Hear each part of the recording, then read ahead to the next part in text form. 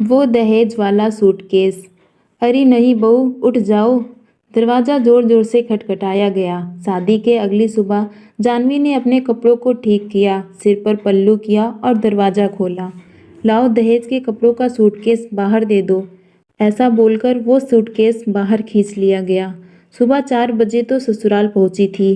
3 घंटे भी आराम करने को नहीं मिला। दहेज का सूटकेस कहाँ भागा जा रहा था? मन में अनगिनत सवालों को लिए जानवी नहाने चली गई। ननद का सूट का डिज़ाइन तो बहुत पुराने फैशन का है। सास की साड़ी के साथ सुहाग की चीज़ें नहीं डाली गई। देवरों के कपड़ों के साथ बनियान नहीं डाली।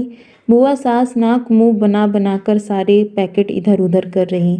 जानवी ने बाहर आकर देखा तो सारा सूटकेस खुल चुका था। एक एक कपड़े पर टिप्पणी दी जा रही थी जो हृदय में नस्तर की तरह चुभ रही थी। पर माँ के संस्कार। बेटी, तेरे हाथों है तेरे मायके की इज्जत, जिन्होंने मुंह खोलने न दिया। दहेज बनाने में एक बेटी के पिता के खून पसीने के साथ जाने कितने अरमान जुड़े होते हैं। छोटी से छोटी चीज को बनाने में अपने कितनी इच्छाओं को मन में ही मारा गया होता है।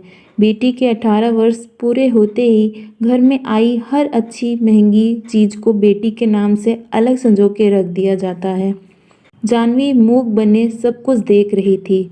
जिस सूटकेस को बनाने में महीनों की मेहनत थी, उसकी हर चीज का मानो चीर हरण देख रही थी।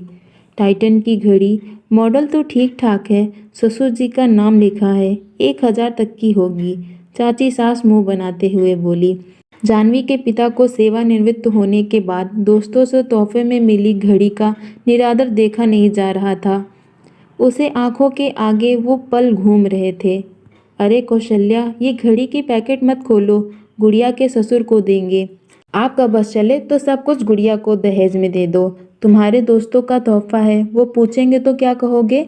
कोई कुछ नहीं कहेगा, सब समझते हैं जवान बेटी का बाप है, दहेज के लिए सहेज रखी होगी। तुम देखना, मेरी बिटिया की शादी में कोई कमी नहीं रहने दूंगा। जानवी की आंखों ने मानो आंसुओं को जकड़ रखा था। भाभी, मुझे ये वाला ड्रेस पसंद है, ये मैं रख लूं? मैं देखकर हैरान थी। घर के सब सदस्यों के कपड़ों के साथ मेरा बनाया गया सूटकेस भी खुल गया, जबकि दोनों सूटकेस अलग थे। पर नई नवेली बहू क्या बोल पाएगी? जो पसंद हो रख लो साक्षी। जानवी ने बड़ी हिम्मत से खुद को संभाला और बेमन हाँ कर दिया। मन में तो ठान लिया था एक बार मेहमान जाए तो वो मन में उठे सवालों का जवाब तो जरूर लेगी। पता नहीं पैकिंग में ड्रेसेस के ऊपर नाम लिखा ही क्यों जाता है, जब वो छोड़कर सबको कुछ दूसरा ही पसंद आता है। शुक्र है मैंने सब कुछ अपनी पसंद का डाला। सास और ननद को जो ना पसंद हो वो मैं पहन लूँगी।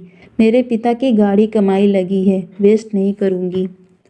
चलो, घर के सदस्यों को दहेज में आए कपड़े मिल गए। मेहमान भी एक एक करके निकल गए। जानवी धीरे धीरे ससुराल के माहौल में ढलने लगी। घर के सब सदस्य उसे प्यार और सम्मान देते। सो उसने सोचा, जब सब अच्छे से चल रहा तो क्यों मैं शादी की अगली सुबह की बात निकालूं? क्यों न बुरे सपने की तरह भूल जाऊं? पापा ने सिखाया भी तो है, तकलीफ देने वालों को उतनी तकलीफ दोगे तो आप में और उसमें क्या फ़र्क रह जाएगा। हाँ, मौका मिलने पर एहसास जरूर कराना चाहिए। शादी के ठीक 1 साल बाद ही जानवी की ननद का रिश्ता हो गया। घर में तैयारियां शुरू हो गई। पुनः उन्हीं रिश्तेदारों के दर्शन हुए। विदाई के अगले दिन ननद का फोन आया। घर के सब सदस्य, चाची, बुआ लैंडलाइन के पास जमा हो गए। सब ननद के मुंह से सुनने को आतुर थे कि वो खुश है, शादी या दहेज में कोई कमी तो नहीं रही। जानवी ने फ़ोन उठाया और फ़ोन स्पीकर पर कर दिया। साची बोली, हेलो भाभी, कैसी हो? और सब लोग कैसे हैं? मेरी चिंता मत करना, यहाँ सब लोग बहुत अच्छे हैं। सबके चेहरों पर एक सुकून भरी मुस्कुराहट आ गई। जानवी बोली, दहेज वाले ड्रेसेस वो सबको पसंद आए? कोई कमी रह गई हो तो बता देना, पगफेरे पर ले जाना। साची बोली, हाँ भाभी, दहेज में आए कपड़ों को लेकर थोड़ी बातें सुननी पड़ी। कोई नहीं सोचता नई बहू के मन पर क्या बीतेगी। जानवी सबके चेहरे देखते हुए बोली, हाँ ये तो है, बुरा तो लगता है। कोई नहीं सोचता कि कल की आई उस बहू के मन पर क्या बीतेगी।